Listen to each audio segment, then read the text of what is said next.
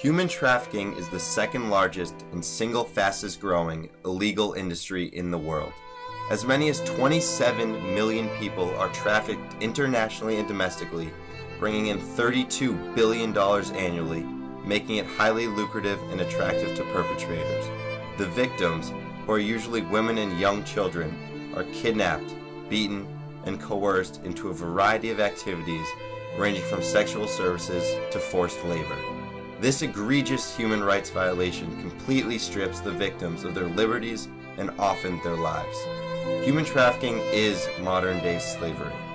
Many wrongly assume that this practice is a problem reserved for third world countries, but it is happening everywhere, even right here in Massachusetts. You just stand on the corner. Usually if a car comes by, it would flash the headlights twice, and then you would know that they would want your service. Tawny Hobson went from being a Dorchester runaway to a sexually exploited child. Just 14 years old when she was sold for sex by her pimp. Now 20, the nightmare still haunts her. I've been beaten a lot of times. I've been raped multiple times. Innocence stolen, sexually exploited children, bought and sold for sex online, on the streets, right here in Massachusetts.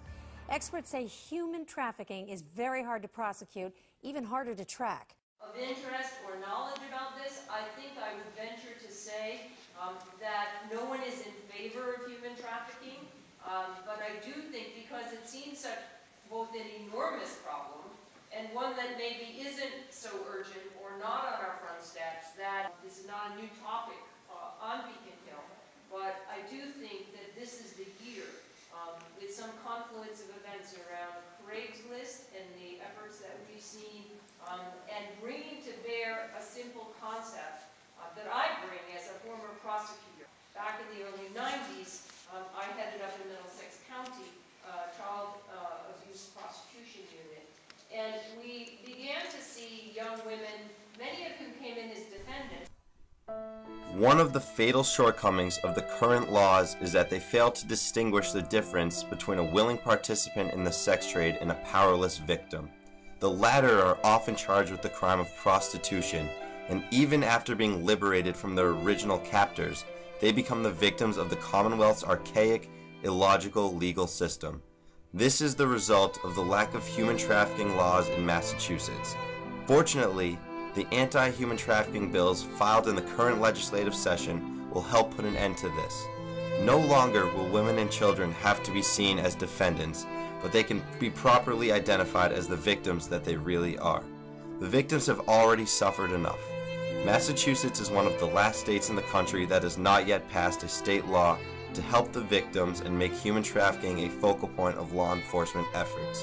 Representative Kay Kahn, a Democrat from Newton, articulated this point when she recently presented at a human trafficking forum at the State House. Where traffickers use force, fraud, or coercion to exploit their victims. Victims are forced to engage in commercial sex or performing other tasks or services involuntarily.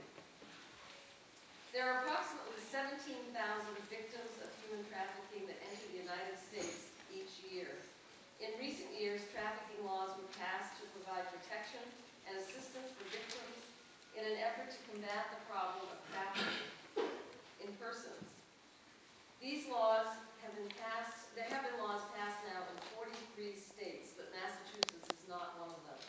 So we really are hoping that this year we can work together and see if we can move legislation forward to address this tremendous issue.